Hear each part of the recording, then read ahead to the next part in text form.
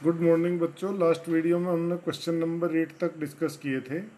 अभी question number 9 जरा देखिए कैसा है। Let R be the relation from N to N defined by R containing the ordered pair a b type such that A B belongs to N and a equal to b square. Relation R में वे members हैं जो इस condition को satisfy करते हैं जिसमें ए equal to b square है और ए बी दोनों नेचुरल नंबर हैं।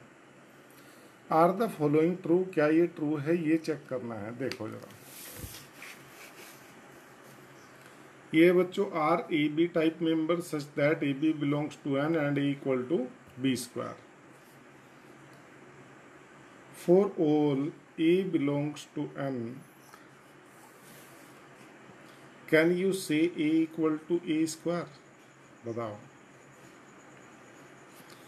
सपोज आपने एक नेचुरल नंबर बच्चों 1 लिया तो 1 के लिए तो ये कंडीशन सेटिस्फाई हो जाएगी, पर बाकी किसी के लिए नहीं होगी। जैसे 2 के लिए अगर मैं देखूं तो 2 can not be equal to 2 square, या और कोई member 3 can not be equal to 3 square.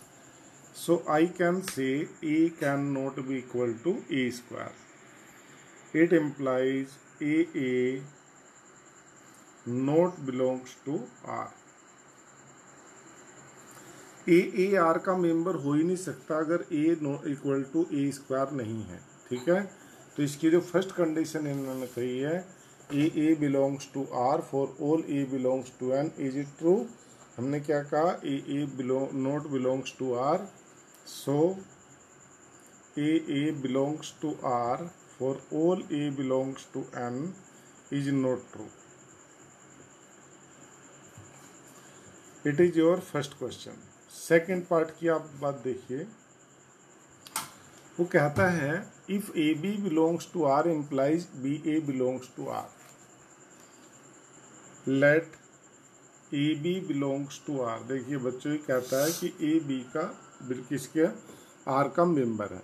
If A B belongs to R तो इट इम्प्लाइज, ये इस कंडीशन को सेटिस्फाई करेगा, a equal to b square. अगर a equal to b square है बच्चों तो इसका मतलब b square equal to a है, so b equal to root a है। It means b a can not belongs to R since b is not equal to a square.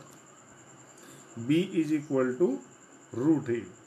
और ये इसका मेंबर कब बनेगा जब बच्चों, जब फर्स्ट मेंबर किसके इक्वल होगा, सेकेंड के स्क्वायर के। So b cannot be equal to a square. It implies b a belongs to R is not true. Third, कहता है a b belongs to R and b c belongs to R implies a c belongs to R. ये कहता है क्या ये true है condition, तो check करते हैं हम। Let A B belongs to R, it means a equal to b square, and b c belongs to R, it means b equal to c square as per the condition. अगर मुझे बच्चों ये दिखाना है कि a equal to a c belongs to R तो क्या दिखाना पड़ेगा कि a equal to c square. तो आप इन दो कंडीशन से देखिए a इक्वल टू कितना आता है। इट मीन्स चेक करिए, ये b की वैल्यू यहाँ पर रख दूँ, ये दोनों कंडीशन से मैं कह सकता हूँ, चलिए यही दिखाता हूँ।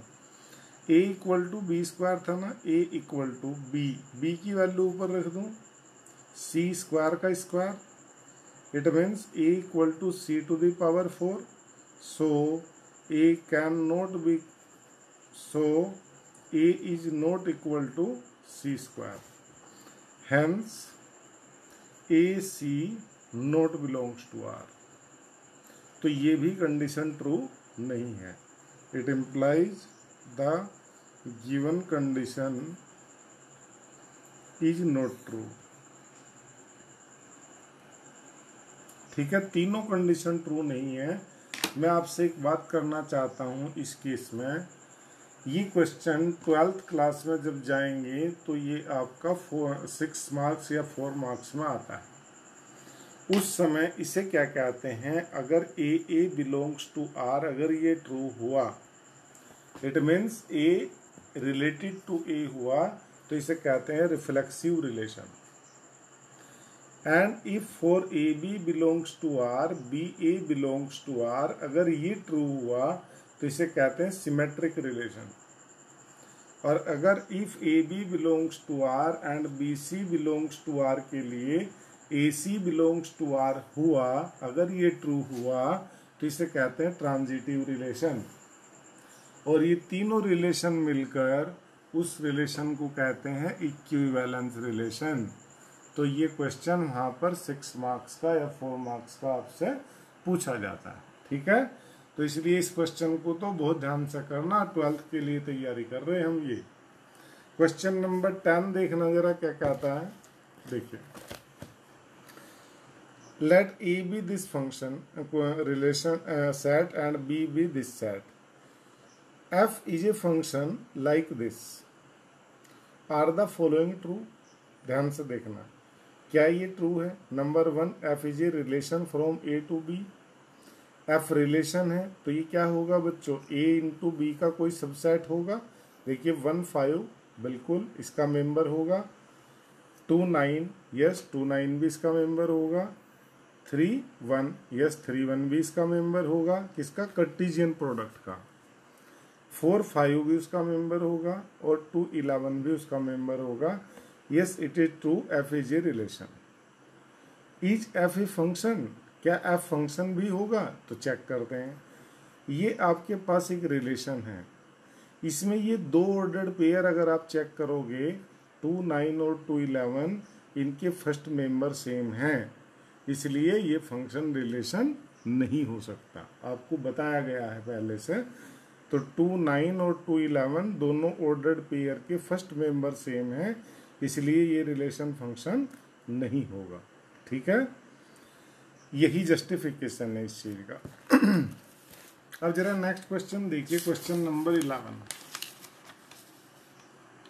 बच्चों क्वेश्चन नंबर 11 देखिए। Let f be a subset of Z into Z defined by f containing this type of ordered pair and a B belongs to Z. A b क्या है आपके पास, जेड यानी इंटीजर्स हैं। Is F a function from Z to Z, ये बताना पड़ेगा और चेक करना पड़ेगा कि क्या एफ फंक्शन है। तो आप जरा देखना, here F is a function which containing A B comma A plus B, एक रिलेशन है such that A B belongs to Z. तो ये कहता है is F a function, check करो। ए और बी 2 इंटीजर हैं, तो हमें ये चेक करना होगा कि क्या ये फंक्शन है। तो मैं आपसे देखना चाहता हूँ, अगर मैं ए को बच्चों 0 लेता हूँ और बी को मान लीजिए मैं 1 लेता हूँ, तो इसके अकॉर्डिंग इट मीन्स, मैं आपको बता देता हूँ, it means if A B comma a plus b belongs to f, it means f a b equal to a plus b. If we take a 0 and b 1, तो as per the definition इसमें a को 0 और b को 1 put कीजिए, तो ये हो गया f 0 equal to 1. It means 0 1 belongs to f. फिर से देखो, if I take a 1 a 2 and b 0, suppose मान लीजिए मैं a को 2 लेता हूँ और b को क्या लेता हूँ, 0 लेता हूँ और इसमें रखता हूँ, तो देखिए a तो हो गया 2 और b 0, तो यहाँ से हो गया f 0 equal to 2. It means 0 2 belongs to f. ऐसे ही आप ध्यान दो तो मैं कितने ही ऑर्डर्ड पेयर ऐसे बना सकता हूँ जिसमें ये फर्स्ट मेंबर सेम होंगे, और अगर किन्हीं भी दो ऑर्डर्ड पेयर्स के फर्स्ट मेंबर सेम हुए तो ऐसा रिलेशन फंक्शन नहीं होगा।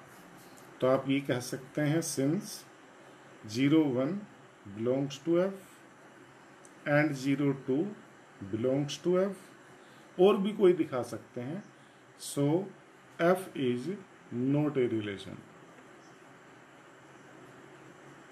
बात समझ गए? F is not a function, relation नहीं, रिलेशन तो था ही।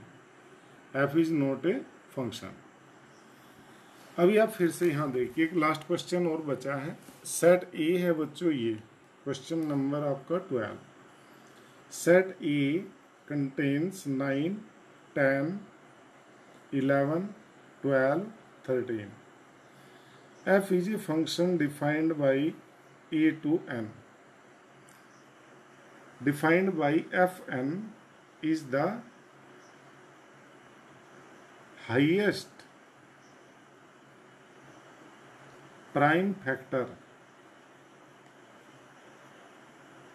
of n. ठीक है, आपसे क्या पूछा? Find the range of F. अब आप जरा चेक करिए। F is a function from set A to set N and F N gives you the highest prime factor of N. Suppose I want F9, so F9 क्या देगा? इस 9 का highest prime factor means 3। 9 के factor करो तो 3 उसका highest prime factor होगा। F10 क्या देगा बच्चों? हाईएस्ट प्राइम फैक्टर 10 का कौन होगा? 5। F11 क्या देगा? Highest prime factor of 11 will be itself 11। F12 क्या होगा? Highest prime factor of 12 that is 3। 3 4 जा 12, and highest prime factor of 13, last member, is 13 itself. So 9 3 belongs to F, 10 5 belongs to F, 11 11 belongs to F, and 12 13 12 3 है ये 3, 12 3 belongs to F, 13 13 belongs to F। अब range कौन होगी? In ordered pair के second members. So range of F will be 3 5 11। ये 3 है तो 3 repeat हो रहा है, उसका कोई मीनिंग नहीं है। 3 5 11 then 13, this will be the range of F.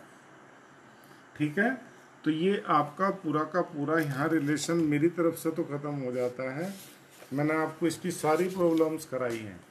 कोई डाउट होगा तो आप मेरे से शेयर करेंगे। ठीक है, इसके बाद आपका नेक्स्ट चैप्टर शुरू होगा, ट्रिग्नोमेट्रिक फंक्शंस। ठीक है, थैंक यू।